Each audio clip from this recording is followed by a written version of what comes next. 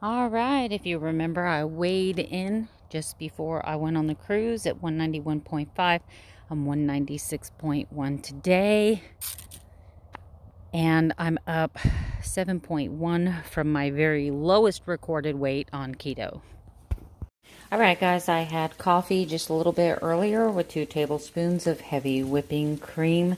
Right now, I'm doing 2 eggs over easy in butter and baking some bacon because why not? Hi, guys. Welcome to Princess Ninja and Keto. Welcome to 2020. You saw my weigh-in this morning. You are going to see a screenshot of my ketones and blood glucose if I haven't already put it in here somewhere. But anyway, my husband's sicker than a dog, and I just got back from urgent care. We had to wait 2 hours in the waiting room. So I just grabbed me a Baconator, bunless of course, and a Caesar salad, side salad. And I also have me some of this, which is absolutely delicious. Anyway, I know that Mondays are usually supposed to be my meatful Mondays, but I need the energy today. Yesterday, I didn't get to rest. I didn't get to relax. I did my floors. I had to wash all the rugs. I did 3 loads of laundry. I had to put water in the pool. I had to get all of my stuff unpacked. I went to the grocery store just to grab a few things. And then my husband woke up very, very sick this morning, running a fever. We had to take him to urgent care. My gas tank is on empty. I have to go get gas. I have to go pick up his prescriptions. I have to figure out what I'm making for dinner tonight. So Meatful Mondays is not going to happen today. Maybe I will do it tomorrow. We'll see. Right now, I'm just living by the seat of my pants. I'm going to go to the whiteboard later on today with my statistics. We're going to start that new tradition for 2020, and I'm going to do a workout today, which I will video and fast forward. I'll make it fun for you, but you can see what I'm doing for my commitment to fitness. That's all I got, I think, right now. You've seen my food. You've seen my weigh-in. You've seen my blood glucose and ketones. You're going to see my workout, and then we'll wrap it all up at the end of the day on the whiteboard. I'll see you then. All right, guys, this is going to be really hard for me, but I'm confessing. Shortly after I talked to you guys, I was sitting at the table, and I don't know why, but I remembered that there was a Magnum ice cream bar in the freezer. And I was just craving sweets, which is one of the bad sides of cheating. I know, it's my fault. It is totally 100% my fault. I knew that the sugar cravings were going to come. I knew that. And I cheated knowing that this was going to happen. I think I forgot just how intense the cravings become. And I know there's going to be some of you right now that are going to want to say I told you so, but that's really not going to help me emotionally. Nor do I believe that it's something you should do to a friend. Rub things in their face. I don't think that's fair either. Nor do I think it makes you a very compassionate person. So I'm asking you not to, but if you feel like you need to say I told you so, then that's what the comment section's for, and I am putting my life out there to everybody. But I ate the whole freaking ice cream bar. And then I grabbed, you know, those little Petit-Four cakes, those little tiny square cakes. There was a package of those. And I ate those, and then I ate these 2, I hate to say it, really freaking delicious. I used to eat them when I was a vegan. They're these little rice cakes, and they have like a lemon poppy seed cheesecake frosting on top of them. I'm done binging, but I'm feeling really bad because even though I had cheat days on the cruise, I have not had a binge. I have not had a binge in over 150 days, and here I am starting out the New Year's with a binge when I'm already 6 pounds up on the scale. And when I'm already fighting to get back into ketosis. So right now, Sheila is very clear, upfront, and present. but this is my weight loss journey. I am a recovering binge eater, and I'm not going to be fake. I'm not going to come on here day after day after day after day painting this picture that life is perfect and everything's perfect and, you know, my farts don't stink and that I don't occasionally rip one. I'm just saying. But I did this to myself. This is my own fault. So I am going to lovingly forgive myself. I'm going to come up with a definite plan of action tomorrow. No matter who gets sick, no matter how emotional my day gets, no matter what news I hear from whatever. Deep breath. It's going to be okay. But I know that I am no longer in ketosis. I'm just going to tell you. I can feel it. I can feel it. I'm no longer in ketosis. So I'm still going to move forward with this video for today because it is my daily vlog. Whew. I love you guys. Thanks so much for hanging with me. Thanks for all of you who are here day after day to support, love, encourage, and cheer me on. All right, I will close this video with my board, even though, boy, oh boy, this ought to be interesting. Yeah. Guys, this is the first whiteboard of 2020, but I've completely kicked myself out of ketosis. I just had a very scary episode of either tachycardia or atrial fib. I'm not sure. My rested heart rate went from 64 beats a minute up to a whopping 147 just standing here.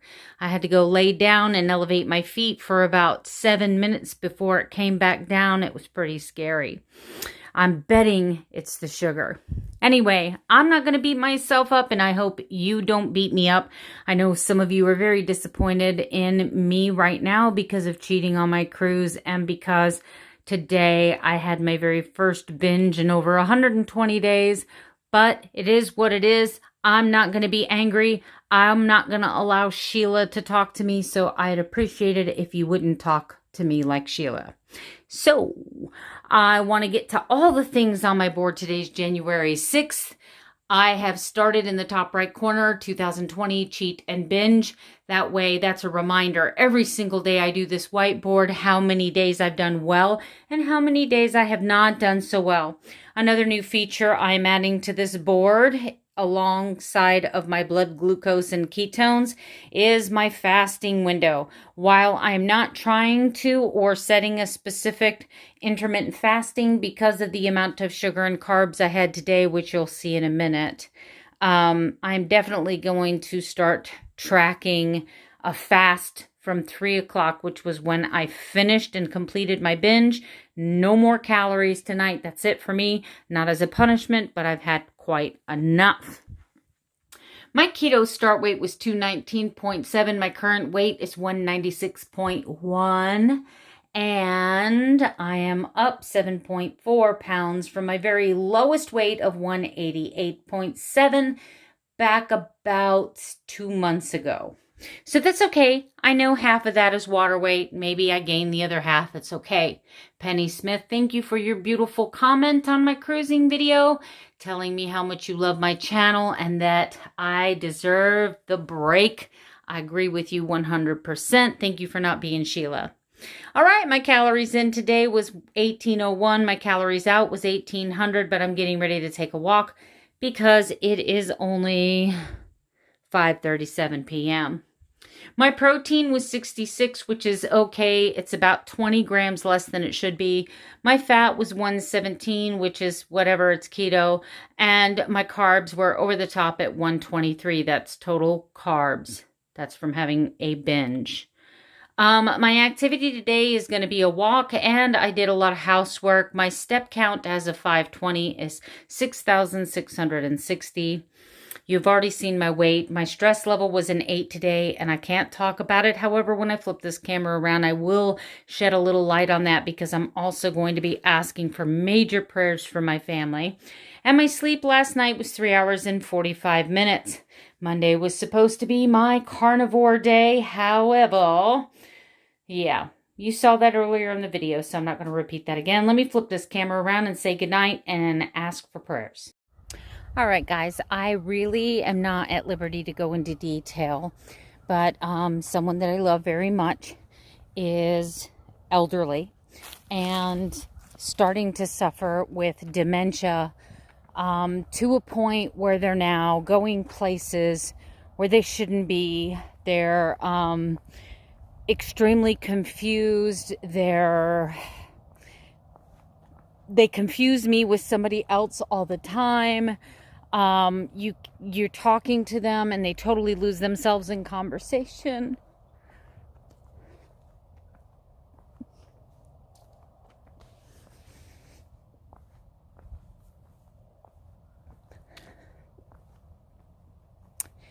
This person lost somebody that they loved for 17 years earlier last year.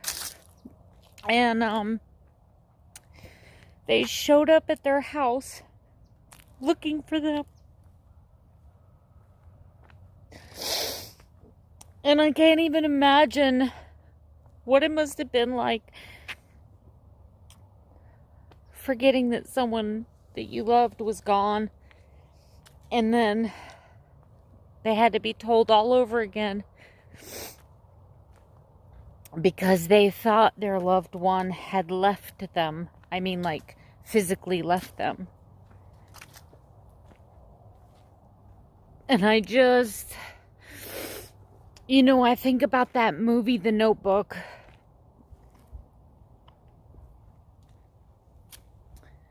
And how scary it must be to wake up every day and be that lost and confused. People that claim that they know and love you and that they're your family, and I'm watching this person deteriorate very quickly. And I can't share who it is, but I'm asking for prayers. And then I'm not getting any sleep because of the really bad night we had on the cruise ship. And then last night, my husband being so sick, and then this morning he woke up at like 5 o'clock in the morning, coughing, puking. And then 2 hours sitting in a waiting room today. Oh. And I just had that really scary episode of either tachycardia or atrial fib. I don't know what it was. And I'm trying not to be upset because I know that's not going to make anything any better.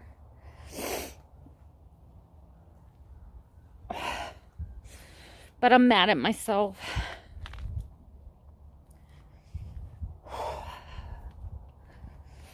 And I'm trying to put myself in a place where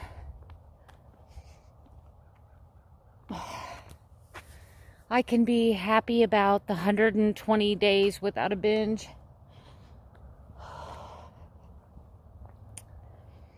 But I'm guessing that this must be what it feels like when an addict or alcoholic, spends 120 days sober and then drinks and throws away all of those chips. You know what I'm saying? Even though I don't really have a chip.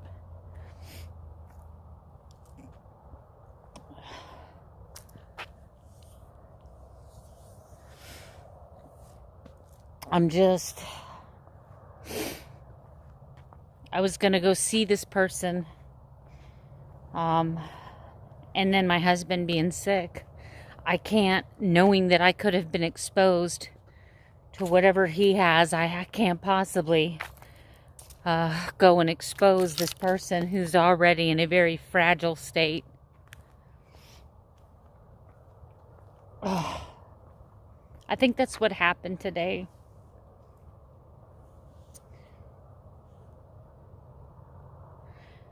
And I'm just mad at myself now. That Magnum chocolate bar has been sitting in my freezer for like 3 months. What in the world possessed me to go grab it and eat it? I don't know, there was part of me that was beating myself up, and there was part of me that was feeling like, yep, they're right. You were only 0.3, you were only 0.4 ketones, you screwed up, you blew it, you weren't actually in ketosis. I don't know why I let those things get in my head. I don't know why I let those things culminate in a very negative place. I don't know. I know they're being helpful. And when I went on my cruise, and after that first night, and I realized, you know what? I'm not going to be able to fight this for 7 days straight. My attitude was just like, you know what? I'm going to give in. I'm going to give my permission to just do whatever I need to do to be sane. I'm going to give myself permission to relax. I'm going to give myself permission to just be me, be Melanie with my husband, be a couple, be fun. And we had a blast. And not one single night that I cheated did I beat myself up. I woke up in the morning and I'm like, whatever, brushed it off and moved on. Part of my problem was the amount of stress coming home. My house still isn't clean. My chores still aren't done. And I'm just feeling really super overwhelmed. And with my husband being sick, I don't have any help. It's just me. And I'm trying to take care of all 3 dogs, and I'm trying to take care of him. And I'm just like, man, I go right from vacation back to just total freaking chaos.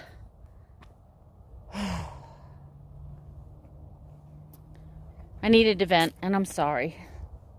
I want to thank every one of you who stayed with me through that. And for all of you that pray, please pray. Please pray that Jesus just makes this transition as easy as possible for this person. And that the suffering is minimal. That's all I can ask.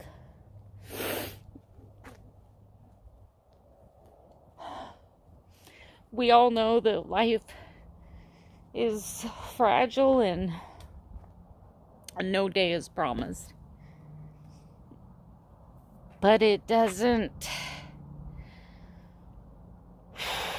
make it easy. Watching someone struggle. Watching them lose their faculties. I know a lot of you have been there with your moms, with your dads, husbands, wives, maybe even children. It's hard, especially when it's someone you love.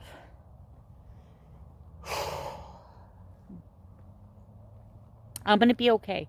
I'm going to be okay. Jesus Christ is my Lord and Savior, and I am leaning on Him so hard.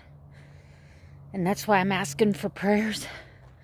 Please lift me and my family up and unspoken. Jesus knows who He is because I have lifted Him up. Pray for my husband, quick recovery. And it's going to be okay. It's going to be okay. I'm going to be back here tomorrow. But for now, good night.